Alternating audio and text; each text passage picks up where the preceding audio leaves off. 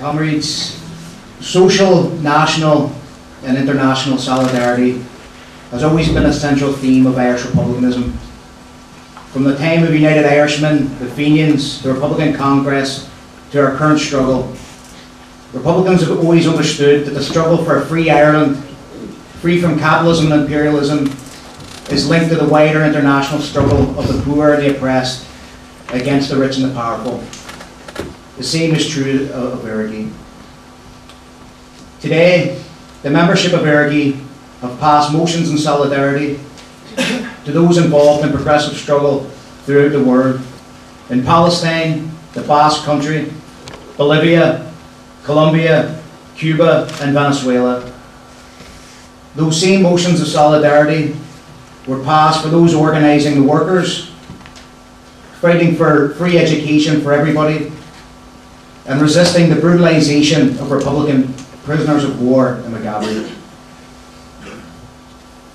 We've also been the benefactors of such solidarity, with solidarity greetings coming from the Peace and Neutrality Alliance, the Workers' Party of New Zealand, Izquierda Catalana, the Cuban Ambassador to Ireland, and the Popular Front for the Liberation of Palestine.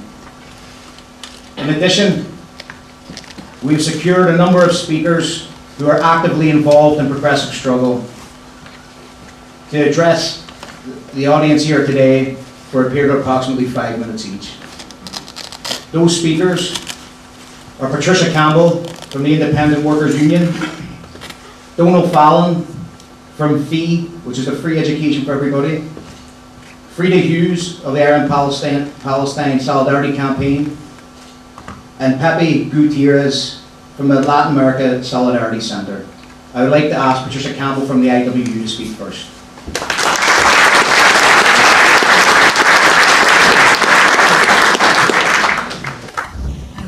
I'd like to thank Éirígí for the invitation to speak.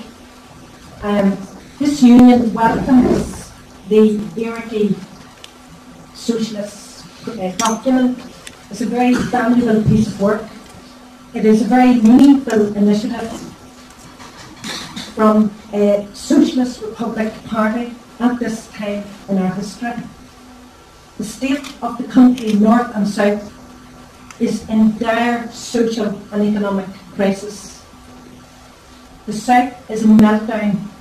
We have not seen such an inept financial plan since that introduced by Charles Trevelyan.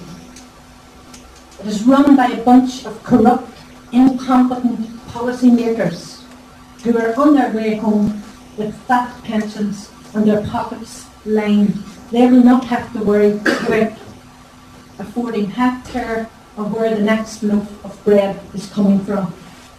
We have lost our economic sovereignty to capitalism. North of the border, we have an executive which is nothing more than a right-wing experiment. It is driven by Tory policy,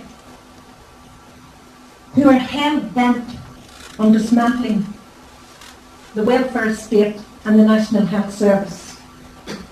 Why else would high-ranking officers of the Health Service be funded by the public purse to visit US private companies?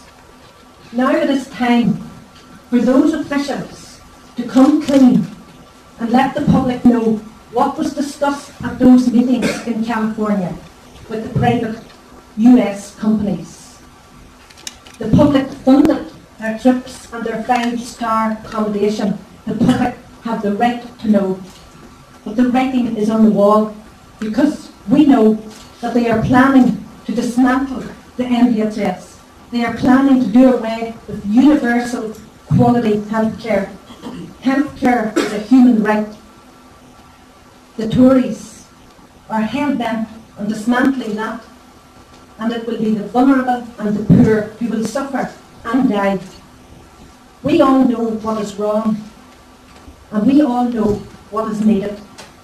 That is why this socialist programme couldn't be more relevant for socialists, for genuine organised labour and those on the left. It is vital that we build a future to protect people from poverty and to guarantee the future of our children. Gora Mila Mayo.